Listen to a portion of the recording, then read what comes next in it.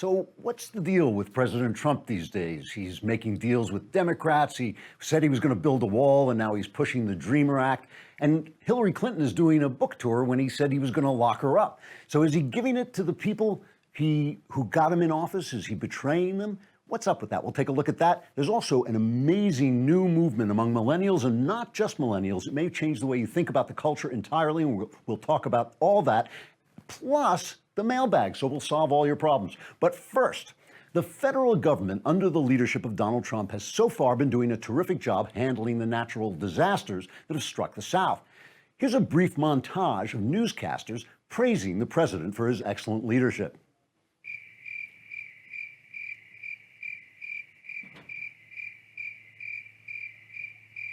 Okay, that was a little more brief than I was expecting, but there's more good news. The economy is starting to really boom, with the stock market skyrocketing, employment and income on the rise, poverty levels finally falling. So here's a montage of commentators discussing how the White House is making America great again.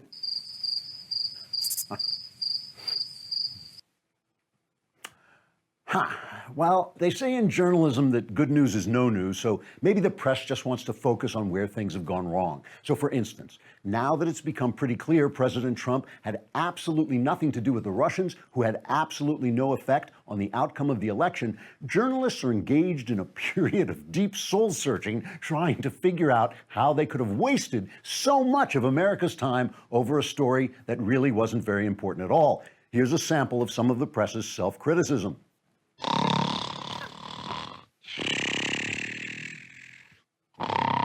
All right, I'm joking. The American mainstream media is still the same corrupt, biased, hate-filled, corrupt, leftist, dishonest, corrupt, immoral, corrupt, biased, corrupt organ of misinformation it's been for the last 20 years or so.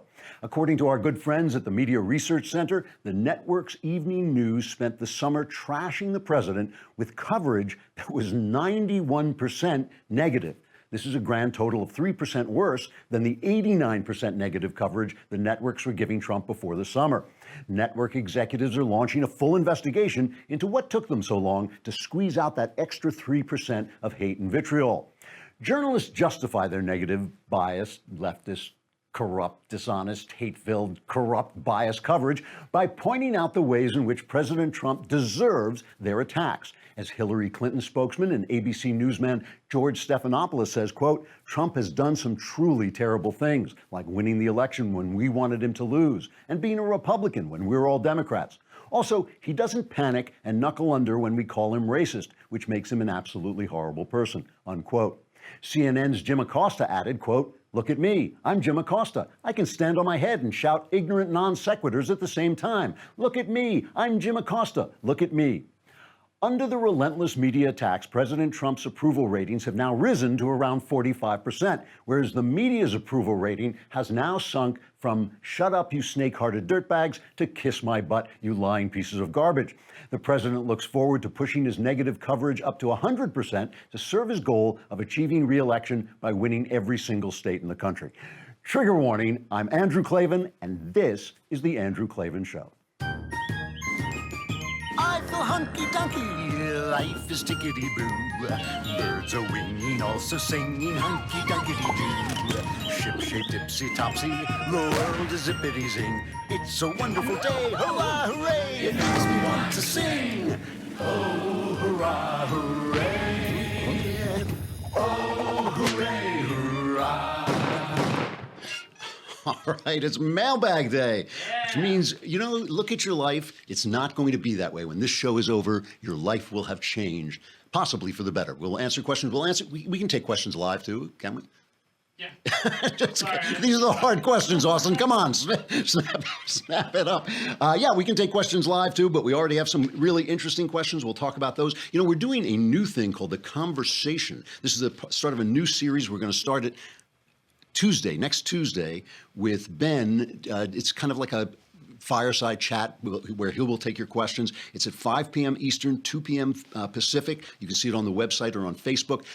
Anybody can listen, anybody can tune in, but if you want to actually ask questions, you got to be a subscriber. It costs lousy $10 a month. I mean, what were you doing with that $10 anyway? And if you subscribe for a year at $100, all through Hillary Clinton's book tour. You can have the Leftist Tears tumbler. You know, we actually got a copy now. We have a copy. We're not giving this away, but we had a copy of Hillary Clinton's book, What Happened? And it occurs to me that it actually gives the ending away. It says, what happened? Hillary Rodham Clinton. So you get the answer. You don't even have to buy the book. It's right there on the cover. All right. So I woke up this morning and my wife said to me, are you ever going to do one of those stamps.com ads again? And I said, yeah, absolutely. We love stamps.com. And she said, well, you might want to just change it up a little bit. Instead of saying you don't have to go to the post office and wait online, you might say that you're not going to send me to go to the post office and wait online. So I don't know what's up with that. I don't know what she's complaining about, but it is true. You know, it is utterly ridiculous in this day and age that you have to stop what you're doing at the speed you can do things at now. Drive to the post office, hope they're open, stand online, waiting around, and then get your services, get back in your car, get back. You don't have to do any of that with stamps.com because it brings all the services of the U.S. Postal Service right to your fingertips. You buy and print official U.S. postage for any letter, any package, any class of mail using your own computer and printer, which, by the way, is kind of cool. Stamps.com makes it easy. They'll send you a digital scale so you can automatically calculate the exact postage, and it will even help you decide the best class of mail based on your needs. So if you don't want my wife to get sent to the post office all the time and have to wait online, you can enjoy Stamps.com service with a special offer that includes a 4-week trial plus postage and a digital scale without long-term commitments. Go to Stamps.com, click on the microphone at the top of the homepage, and type in Klavan. What's standing on line? That's Klavan. Any question you ask me, I'm going to spell Klavan, Klavan. Stamps.com. Enter Klavan. Stamps.com. I will never have to send my wife to the post office again. All right, so let's take a look at this. You know, it really is interesting. President Trump's ratings are actually going up, and I predict they're going to continue to go up unless there's some terrible disaster. Politico has a big article out now that the Democrats have thrown everything at this guy, everything. I mean, Russia, his base sticks with him, and once he starts to do well, and certainly once the economy takes off, you know, people who weren't with him before will also be with him. And so everything they've done, it just hasn't worked. So last night, President Trump had a dinner with 3 Democrats and I think 4 Republican senators to talk about pushing his tax reform deal. He knows he's going to need some Democrats on there if Mitch McConnell's not going to get rid of this ridiculous filibuster rule. He knows he's going to need maybe 60 votes. Maybe they can do it through reconciliation and get it through. That's also possible. But this comes on the heels of his making this deal with, as we now call them, Chuck and Nancy. suddenly from crying Chuck and crazy Nancy Pelosi, they're Chuck and Nancy, Chuck Schumer, Nancy Pelosi. He made this deal to extend the debt ceiling only 3 months when the Republicans, and certainly the conservatives, were touting their 18-month plan. They wanted to keep it going.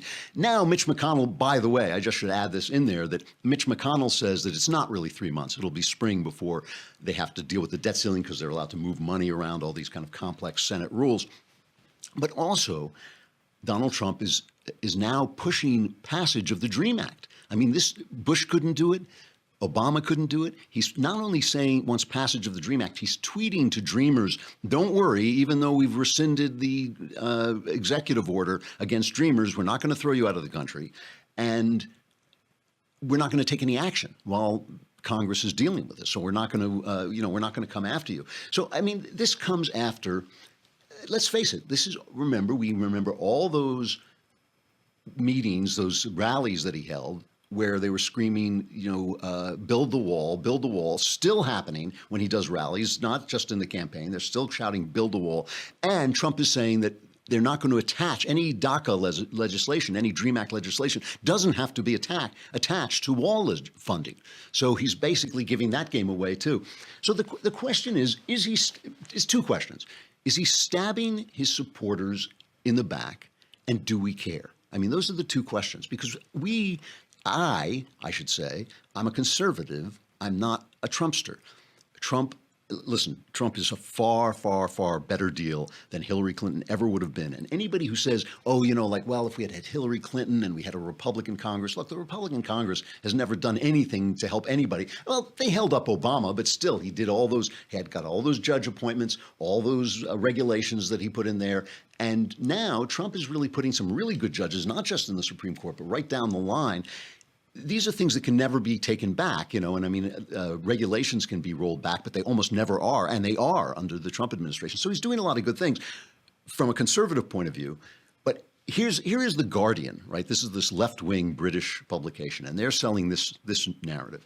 The mainstream establishment Republican leadership made a cynical calculation to tolerate Donald Trump's dangerous faults, believing they could use him to rubber stamp their long-sought conservative legislative agenda. Now, every word in that sentence is untrue. That just does not describe what happened. They made a bargain with a con man, and now he has betrayed them. His deal last week with Chuck Schumer and Nancy Pelosi on debt limits and disaster spending is a huge political betrayal, but make no mistake, for Trump, it's good politics. Americans are fed up with gridlock and dysfunction in the Washington, D.C. swamp, and they blame Republicans as much as Democrats. Furthermore, the legislation, which might pass by making deals with Democrats, polls well across the political spectrum. Okay, so let's start with the whole immigration thing. Because from my perspective, immigration was never the big problem people thought it was. What was the problem was the lawlessness. It's a problem to have your government say we're not going to enforce the law because we're not. I mean, that is an arrogant, tyrannical government. They should have to pass laws, not through executive orders, get them through Congress, and then they should have to enforce them. And every time Obama said, I'm not going to enforce the Defense of Marriage Act, I thought, like, well, what's the difference then between him and a king? I mean, we elect these guys, they make legislation. We may not like the legislation, so we have to change it. But how if the president just says, oh, yeah, I'm going to use prosecutorial judgment, and we're not going to prosecute those laws, then the laws don't exist. So he's just swiping the laws away, just like a king. And I think that is the thing that really bothered me about immigration. It wasn't rapist and murderer Mexicans coming in. I mean, we've handled plenty of immigration before, but you got to do it legally. You got to have a border. You got to check people through. You got to take the people you want and tell the people who you don't want that they can't come in. So let's take a look at this dinner that went on last night. The three Democrats who were there all come from states that Trump won big. Right, and they're all kind of conservative. So you have Heidi Heitkamp, you have Joe Donnelly from Indiana, and Joe Manchin is the big one from West Virginia. And Manchin he's been a kind of moderate guy. You know, he supports gun rights. He's been against abortion. He's done a lot of things to work across the aisle. So he came out after the meeting, after this dinner, and he said, there was a bipartisan feeling there. This is cut number 2. It was a very in-depth conversation. Started out with infrastructure, Joe. Talked a lot about infrastructure. Gary went into detail, and the president, basically back and forth of what we could do, the exciting things that can happen, how we can work together, public-private, but also public-private means not just turning things over to the private sector and then they're going to own it and run it, but basically building it quicker and faster, getting through the minutia of all the time constraints of 8 to 10 years to build something when we should be able to do it and permit it in 2 years. So we got into that, and then we got right into the depth of tax reform. And the president was adamant from the get-go. This is not a tax cut for the rich. And I repeat that. This will not be a tax cut for me or any rich people.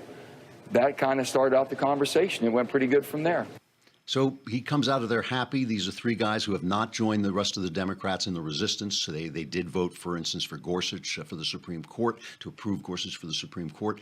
And, the thing about infrastructure is there's going to be an infrastructure bill. Democrats love this, but Democrats want it to be all government spending, so they control it. They control hiring, gives us tremendous power over who gets hired, who gets contracts, gives them tremendous power to take graft, which Democrats love.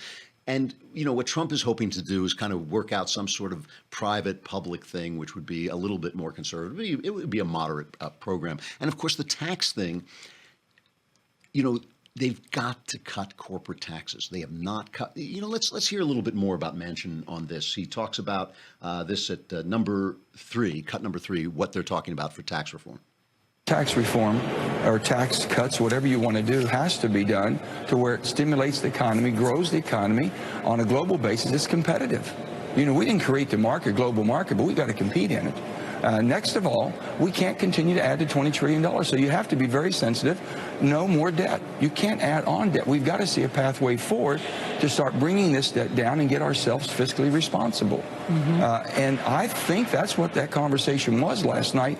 And what I heard, willing to explore all avenues of this, understanding that Democrats, responsible, moderate, some of us conservative Democrats, who are looking for fiscal responsibility.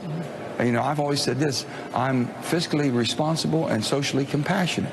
So here's an example where Trump is actually not betraying his base at all. The base knew he was going to do this. This is what he talked about. Some of us conservatives may be a little nervous about all the infrastructure spending. We may be nervous that he's going to lose those corporate tax cuts, because those are the big ones. It really is not the middle class tax cuts. It's the corporate tax cuts. And the reason for that is money gets taxed when it moves.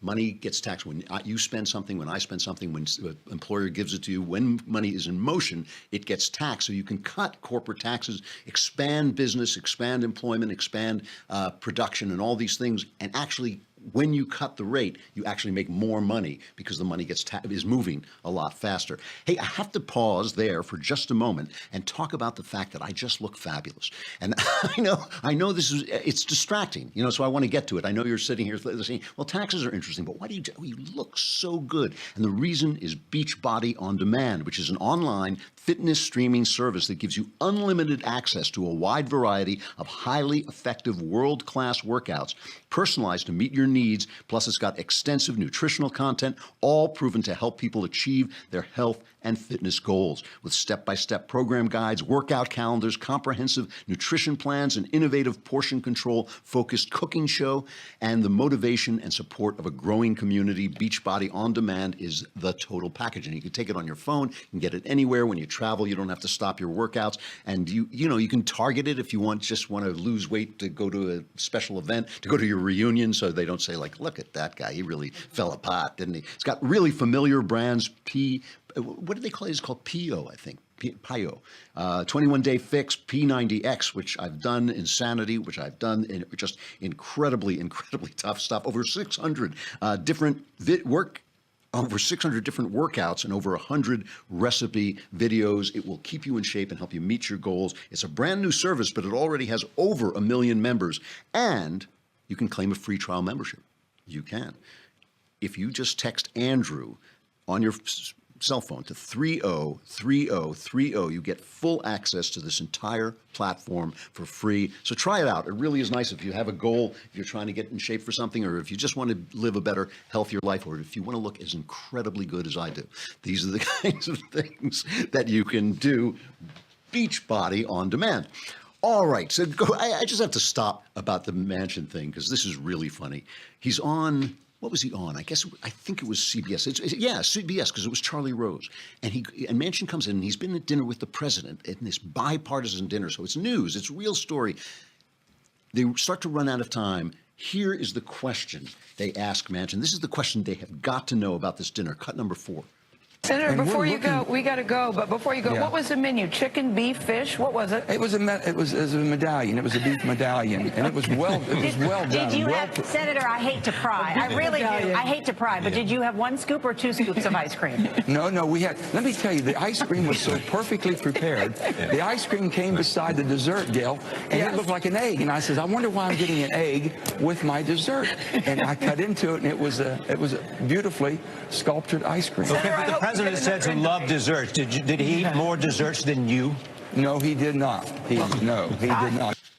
It's unbelievable. They hate this guy so much. No matter what happens in this country, if he blows North Korea off the face of the earth, no matter what he does, if the economy comes roaring back, they hate him personally, and it's not working. It is not keeping it's not keeping his poll numbers down. Trump has really done everything that has kept his poll numbers down has been generated by Trump himself, with kooky tweets and not getting the thing, and by the Congress not giving him the deals he wants. But look, this thing with the immigration thing, it doesn't bother me that much. He is enforcing immigration. Illegal immigration is way down. I don't think a wall is going to make any difference. But when a guy gets up at every rally and says we're going to build a wall and Mexico is going to pay for it, he ought to build a wall, and the people who supported him, ought to hold him responsible for that. But do I care? No. As a conservative, I just want the rule of law enforced. That is happening. The ICE agents are allowed to work again. The ICE agents love Trump because he set them free to do their jobs. So the answer to the two questions, yeah, I think so far he has not done what he told his supporters he's going to do. Do I care? No. And one of the funny things about me, of course, is because I was not a big Trump believer. I always knew he was not going to do a lot of the things he said. I mean, here he is. Let's go back and just remember all those chants of lock him up. Just like a month ago, weeks ago, he held a rally and they were shouting, lock Hillary Clinton up, lock Hillary Clinton up. Well, now Hillary Clinton is roaming around free. She's going out there, selling her book. And let's just go back for a minute to one of the debates where Trump said he was going to have a special prosecutor appointed to investigate the fact that she destroyed emails that were under subpoena.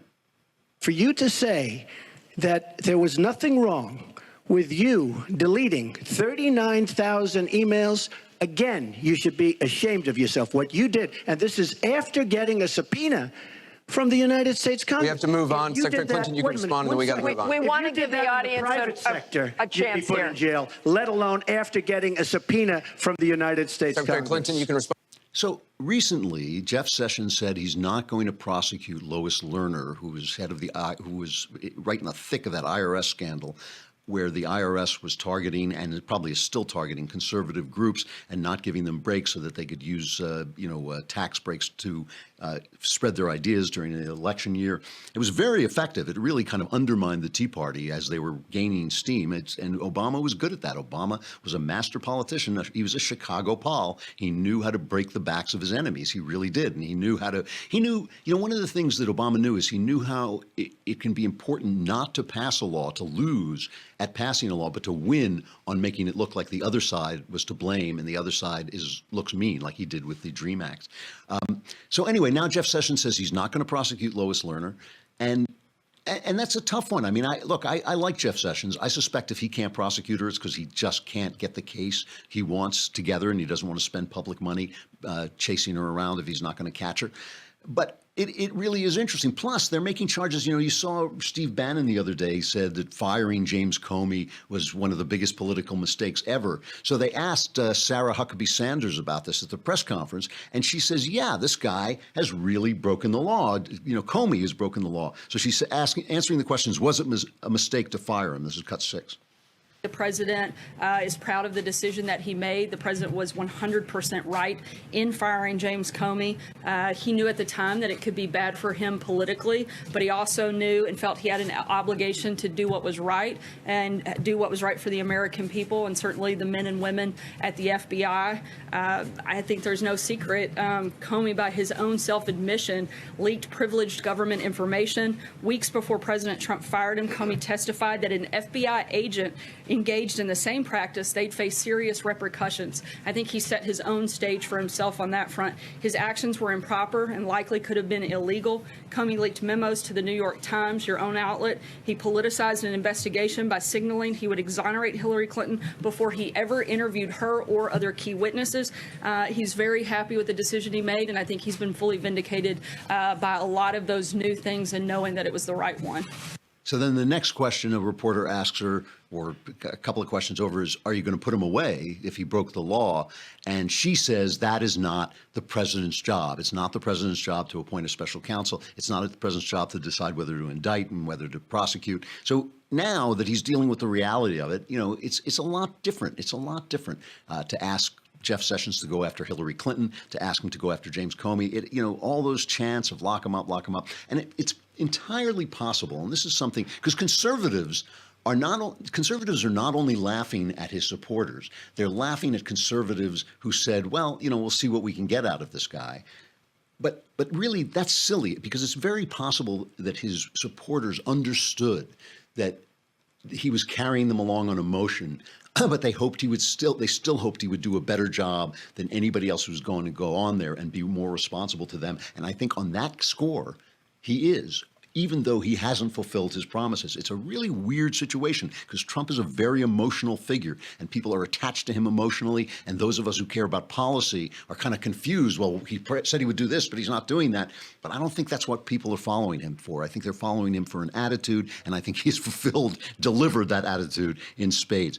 You know, I have to have my picture taken a lot. And this, for somebody like me, look, I'm a writer. I've been a writer all my life. I became a writer because I like to hide in a room by myself, thinking thoughts and writing them down. So it has always been a shock to me to find myself out and people asking to take pictures with me. And for a long time, I would not smile. You can go back and look at pictures. I wouldn't smile because my teeth were dark, and I had no idea what it was. Finally asked the lady who cleans my teeth, how can I keep them clean? She says, get an electric toothbrush.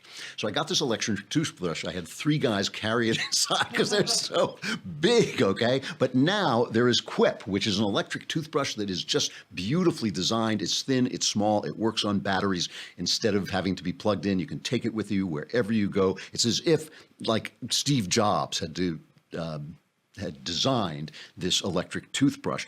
You can get it, it's inexpensive, you can get it and also get a 3-month plan where they replace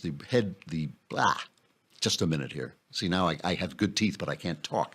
Where they will replace the brush heads, which is very important. 2, Quip is backed by leading dentists. It was named as one of Time Magazine's best inventions of 2016. They won a 2016 GQ Grooming Award and made it onto Oprah's 2017 New Year's O-list. Quip starts at just $25, which is a really good price, and it really does make a difference when you use an electric toothbrush. Right now, go to getquip.com, getquip.com/Klavan to get.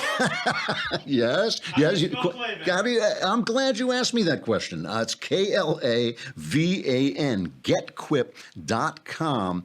and /Klavan, and you'll get your first refill pack free with a Quip electric toothbrush. Your first refill pack free at getquip.com/Klavan, getquip.com/Klavan. You know, we're going to have the mailbag coming up in just a minute, but we got to say goodbye to Facebook and YouTube. If you want to listen to the rest of the show, you can come to thedailywire.com. If you want to just watch the whole show and be part of the mailbag, have your questions about anything you want answered, you got to subscribe. It's a lousy $10 a month. For $100, you get a year subscription, and you can drink Hillary's tears in this beautiful tumbler, Leftist Tears tumbler. Come on over.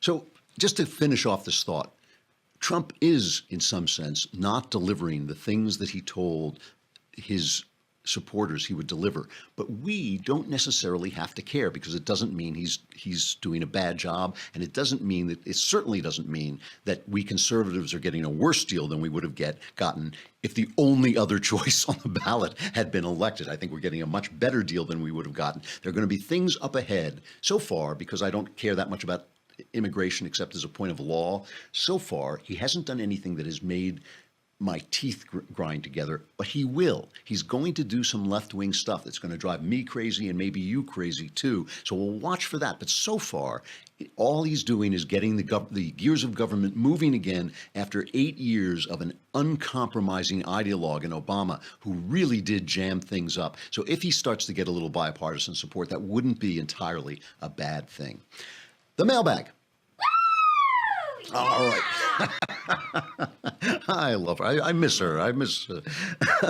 All right. From Isaac, Supreme Overlord Klavan, O wise one, bringer of truth and destroyer of darkness. Thank you for just reading my business card. I appreciate that. Yeah. I am studying abroad in Germany this year and will be traveling around Europe as well. I was wondering, what were your favorite places to see and visit in Europe? Well, I lived in Europe for 7 years and traveled all over. I think my favorite city in Europe is still London. It's not what it was, London. It is so super crowded that it is kind of hard to enjoy unless you can get it on off-season, off hours. But it's still a beautiful, beautiful city, one of the great walking cities. I love to walk, and it's one of the great cities. The other city I I just love Rome. If you haven't seen Rome, you have to go, because Rome, one of the things about Europe that is really interesting is the history is so present that you can feel it coming up through your feet. And I found living in Europe, this sounds weird, but I found that living in Europe, I worried less about the fact that people die, because you felt like you were part of this gigantic thing that had been going on and would continue without you and was there before you. And it was a very relaxing feeling. It's the opposite living here in Los Angeles, where there's no history whatsoever. Rome, I just loved. Because of the layers of history. You not only have ancient Rome, you also have the Christian era, you have the medieval era, you have everything, and all of it has left its traces in the city. And so it's just all there. And of course, the wonderful, wonderful Renaissance art that is everywhere throughout the city. Where else? I love Edinburgh. Edinburgh is a much underrated city. All our friends at the Daily Wire are taking a trip to Edinburgh, and I told them it was one of my favorite cities in town. I loved traveling in Switzerland. Switzerland is the only landscape I have ever seen that can match the American landscape. I've traveled a lot around America. I've been in every state except North Dakota, I think. I've been in every single state, and it's a beautiful country, America, but the Alps in Switzerland, there's nothing like them. When you see the Alps, you cannot. It's like seeing a movie star. You know how when you see like a really big movie star, you go like, "Wow, he looks so real." You know, that's what the Alps look like. The Alps just completely blow you away, and you can hike some of the most beautiful hikes ever. All right, from Steve, dear sir, who has so many titles of brilliance that I'll forget one when properly addressing you, and I wouldn't want to disrespect you in that manner, so I hope you're all right with me calling you Sir Klavan. Actually, it's Lord Klavan. Throughout the summer, I have been struggling with lust. Whenever I see attractive women, I tend to think lustful thoughts and have had lustful dreams in my sleep. What are some ways to help refocus how I view my fellow female peers as children of God? Well, that's really interesting, because I always try to answer the question that I'm asked, not the question that I think is coming or the question that the listeners want to hear. I always try to answer the question I asked. And so what he's saying is, what are some ways to help refocus how I view my fellow female peers as children of God, which is a really good question, because women don't understand this. Women do not know what it is to be, especially a young man. Obviously, you cool off a little bit as you go on. But when you're a young man, women do not understand the force of the desire that men live with, the desire not just to have sex with women, but the desire to have sex with various women, so that being married itself can be a real trial. There are certain days when you just think, I have to have variety. This is built into the system. It is put there by God. It is what we are, how we are made, so it's not something that you're going to be fighting against. Now, people always quote Jesus when he said, you've heard it said that thou shalt not commit adultery, but even if you have lust in your heart, that is adultery. But I don't think Jesus is saying, therefore, you're a bad guy. What he's saying, therefore, you are in a state of sin. This is not what man was made to be originally, but it is what we are now. So the question is not, how can you get rid of your lust? You can't. I mean, that is the way men feel, and it's really difficult, especially, like I said, when you're young, it is really difficult dealing with women. My father gave me, he did not give me a lot of good advice, but this is a great piece of advice he gave me. I'm going to translate it out of obscenity, because it was obscene when he gave it to me. But basically, when I was a young man and I grew up during the 60s, and things got very sexual very fast for me. And he gave me the piece of advice. He said, just remember that every one of those beautiful women's bodies has a human being inside it. Okay, that's not quite how he put it, but let's just say that was the idea. And that is something that I always have tried to remember, that the person you're talking to is not just a form and a shape that excites you, is actually a person with an entire universe inside herself that is there. And that is, look, you're not your body. You are a person. You are a full, complete person. Your body is one component of that. Your body is doing what your body is supposed to do. Your body is supposed to desire and reproduce and have sex and begin a new generation. That is one of the things your body is made to do. But you are not your body. And in dealing with human beings, you can lust after them all you want, but just remember that there's a human being inside that shape that you lust for, and treat her that way. Treat her that way. It'll actually improve your life in general. I hope that's helpful. There's nothing I can say to you that'll make the lust go away. Like I said, it cools over time, but it never goes away. Well, maybe I shouldn't say that. Maybe it does eventually, but it takes its time. It takes its time leaving. From Daniel, would you recommend a couple getting a prenuptial agreement before marriage? In my view, getting one seems to convey an underlying lack of trust, but then again, there's so many marriages ending in divorce. For the very reason you say, I would not recommend a prenuptial agreement unless there is a fantastic disparity of wealth, in which case, for instance, in California, I think the law is, I'm talking off the top of my head, but I think the law is that basically the minute you get married, your property is common property. So if you are some movie star and you marry a waitress, it really isn't fair that that marriage might fall apart within a year and she might take half your goods. It really isn't fair. And the same thing, it works the other way if the woman is the one with all the money. If there's not that big disparity, I really believe that married couples should join their fortunes together completely. I do not believe in separate bank accounts. I don't believe in separate vacations. I don't believe in a woman keeping her maiden name. I believe that when you get married, you become one flesh, and that should be reflected in everything you do. So basically, I would just say, your bank account is your bank account, and your property is your property, and I think California is basically right about this. Divorce is a genuine problem, but you shouldn't go into a marriage expecting divorce. You should go into a marriage expecting that to be the rest of your life. So I don't really recommend prenuptial agreements before marriage, unless, as I say, there's some explicit reason, there's some real reason why a divorce would render the outcome so unfair that you need some protection. Otherwise, most people tend to get married when they don't have all that much, and I think that you should just get married and join your fortunes together. From Sakari, dear overseer of the universe, Klavan, that is that's my moonlighting job. Were you a virgin before you got married? I am worried that since I am not a virgin, it may be harmful to my future marriage if she is still a virgin. Is that true? I was not. Like I said, I grew up in the 60s. Things really got nuts. 1 year when I was, say, 12 or 13, I would have thought, of course, you're a virgin when you get married. And then the culture just shifted. It was like an absolute earthquake, and everything was different. And little kids, and that's essentially what I was. We were having sex, and that was the way of life. I wouldn't recommend it. I wouldn't recommend it. But on the other hand, I also would not trade it. I wouldn't trade the relationships I had. Most of my relationships with women have been incredibly friendly and loving and kind. There have been a few bad ones in there, but I wouldn't trade those relationships for anything. No, it doesn't have to be harmful to your wife if she's a virgin, and if she doesn't get obsessed with your thinking about, you're having other people in your past. She has to not get obsessed. You have to keep your mouth shut. It's not something she needs to hear about.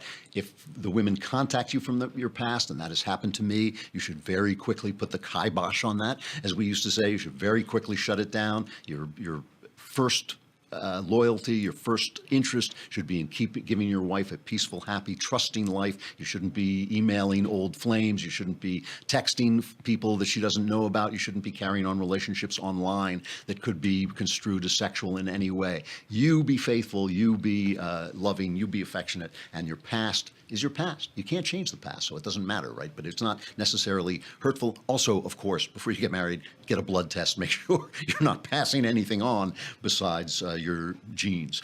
All right.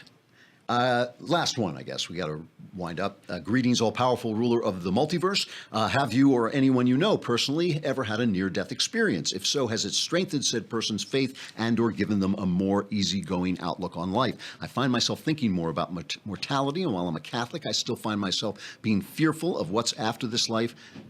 Thanks for reading, Dave. I do know a woman who had a near-death experience. It was a literal near. I mean, she died, and she was a young woman, and she had I think a heart attack, and she died. And I saw her not long after at a party, and she in fact saw her.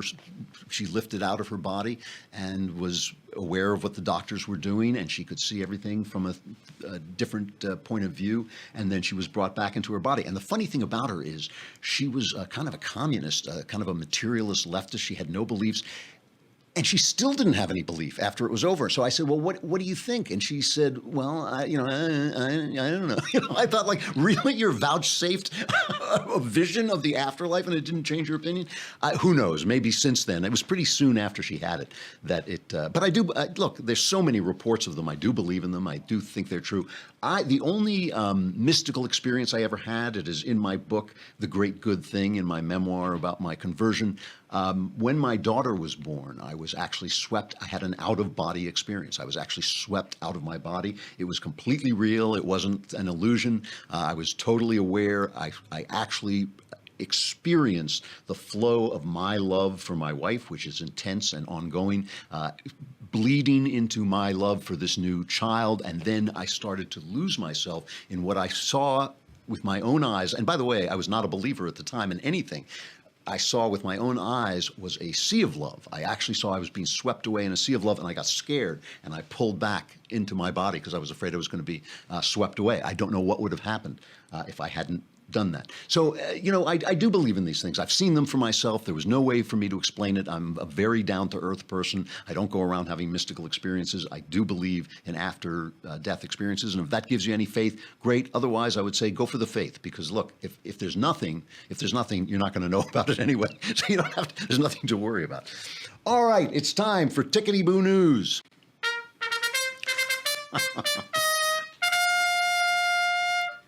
So this is kind of a different way of looking at the news, a different way of looking at the world around us, because I think, there's just so much. It's not that I'm looking for good news. It's that I'm looking for reality. I'm looking for the constant flow of attacks and bad news and anger and rage to just part and let's see what's really going on. And I think sometimes for conservatives, it just seems like the culture is against us. It is against us. The Democrats, the left, runs Hollywood. It runs the academies. They're doing a fundraiser for hurricane relief.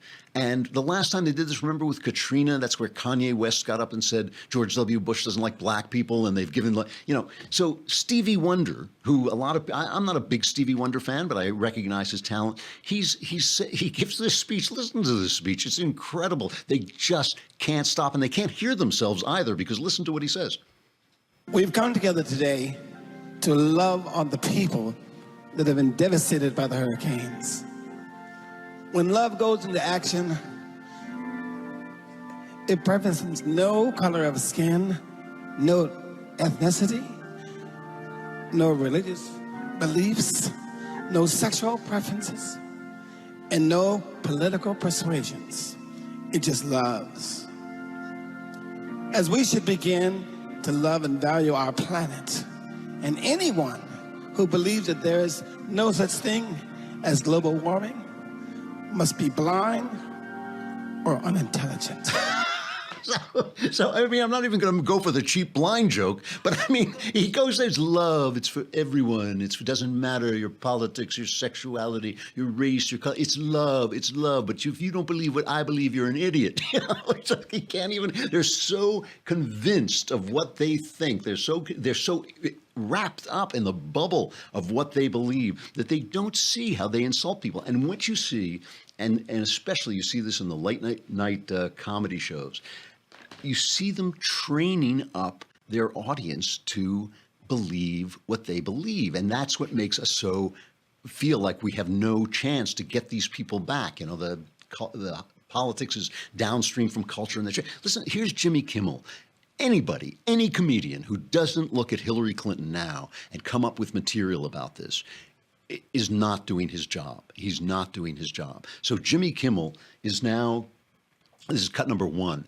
He does a thing where he has Lucy the Pooh, right? He's Hillary Clinton as Lucy the Pooh. But even as he's making fun of her, he can't make fun of her. It's got to all be about Trump, and it's got to be about the fact that she shouldn't have lost. But listen, he makes one slight joke about her, and listen to the audience react. Listen to this. Once upon a time, not too long ago, November 9th to be precise, Piglet was skipping through the woods when he happened upon his friend Lucy the Pooh eating a giant jar of her feelings. "What's wrong, Lucy?" asked the clearly uninformed Piglet. "What's wrong? I was supposed to be the first Pooh president. I've been preparing for this since I was a cub. All the polls had me winning." So how did you lose? Questioned Piglet. Well, I was better prepared in the debates, it was a foreign policy experience as Secretary of State, and I won the popular vote in a landslide. Well, I'm lost, said Piglet. That sounds great. Yes, but I never hosted a reality show or put my name on vodka or grabbed a heffalump by the woozle. Or visited Wisconsin, added Piglet. Lucy the Pooh let out a big sigh and stared into the distance. Well, at least I'll never have to deal with that loud orange lunatic ever again, muttered Lucy. And suddenly, out of nowhere, Lucy heard a loud noise. It was... So then it just becomes Trump bashing, as always on every late night comedy monologue ever. But you heard that the one time he mentioned the fact that Hillary lost because she campaigned badly. Oh, the audience, they're being trained. They're like trained dogs who are being taught there's only one narrative. This is what it is. You know, and we are going to, and you, if you are a good person, you are going to subscribe to that narrative. Now, here's the thing. So that's late night TV. That's all the powerhouses. That's all the mainstream media. That's where it's being fed. Wherever you go, you want to see Stevie Wonder, you got to listen to climate change. You want to watch Jimmy Kimmel, you got to get the guy you voted for, watch him get slapped around every single night over and over and over again. They just feel they own this culture. Here is a YouTube star that we've had on a couple of times. She's just come out. Her name is Candace Owens with The Myth of the Coon. She is this absolute, if you can't see it, she's an absolutely beautiful black girl. This is her response to all of this. I love this. Here's the thing, famous ladies and gents. Nobody cares what you think. Nobody cares what you think. We don't care what you think. I love this. So here is Elizabeth Ames at the Fox website. The mainstream media failed to see the rise of Donald Trump in 2016. Now it's overlooking another grassroots movement that may soon be of equal significance. The growing number of liberals, quote, taking the red pill. People of all ages and ethnicities are posting YouTube videos describing red pill moments, personal awakenings that have caused them to reject leftist narratives imbibed since childhood from friends, teachers, and the news and entertainment media. And of course, you remember the red pill comes from The Matrix. Here's the famous scene. You are a slave, Neo. Like everyone else, you were born into bondage, born into a prison that you cannot smell or taste or touch. A prison for your mind.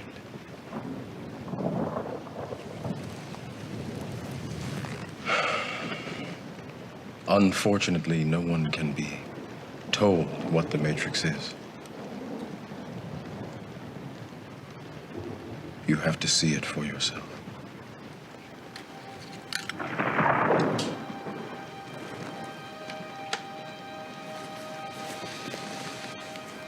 This is your last chance. After this, there is no turning back. You take the blue pill, the story ends. You wake up in your bed and believe whatever you want to believe. You take the red pill, you stay in Wonderland, and I show you how deep the rabbit hole goes. Okay, so if you haven't seen The Matrix, this is going to be a bit of a spoiler, but I'm just assuming everybody knows what it's about. The Matrix is the fact that the entire world they live in is an illusion, and they are being used, human beings are being used as batteries to power its machines, right? They're powering machines, yeah. They're being used, but to keep them quiet, to keep them in their little cocoons where they're all wired up to these machines to suck out their brain energy, they give them this illusion. That is what the Democrats and the leftists do. They give you the illusion of virtue. They give you illusion that you're living in this world of virtue to get power, to take power from you. And people are finding out, and they call it taking the red pill. So let's just look at a couple of these, just a couple of clips of this YouTube things. It's mostly young people, but it's all kinds of people really just saying they took the red pill. Here's the dissent report. Essentially, I took the red pill by a combination of a few different things. For one, I saw really most of my friends on Facebook and in person, but largely on social media, moving extremely far to the left toward an authoritarian sort of progressivism. They took these liberal ideas and they turned them into suppression of anything that stood in their way.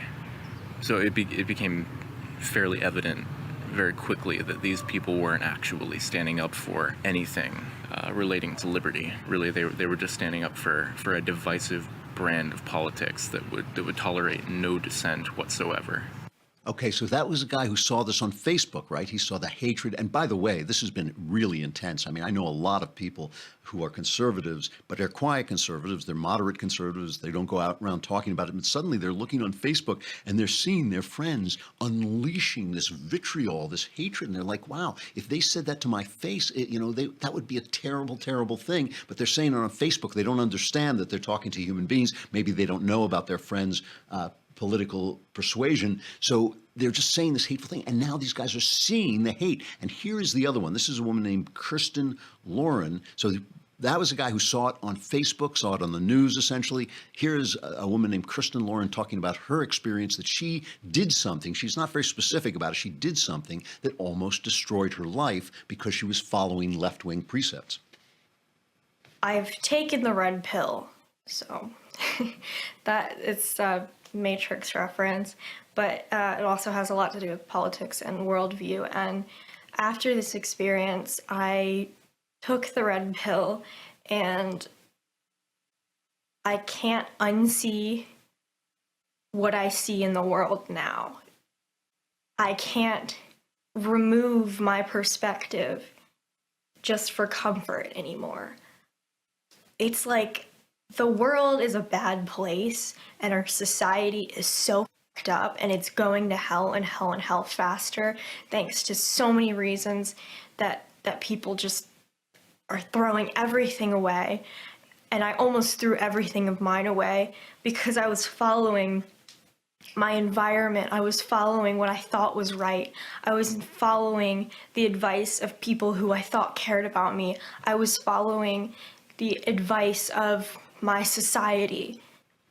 See that? I mean, I find that very moving, because that's the other thing. Conservatives are not trying to hurt anybody. They're trying to help people. When we talk tough and we tell you what reality is, and we tell you, that you're not a girl just because you put on a dress, when we tell you that you're not being compassionate when you give out welfare to people and hook them on these things. We're not trying to hurt people. We're trying to help people. And she had that as a personal experience. That wasn't on Facebook. She made decisions based on what the society, as she says, was telling her, and suddenly realized, ooh, that was a close call. She said it was like a bullet grazing her, that came that close. Another woman is this Cassie J, who was making a documentary, a feminist, who was making a documentary about the men's rights movement, meaning to attack them, and started listening to their arguments and thought, wow, they're right.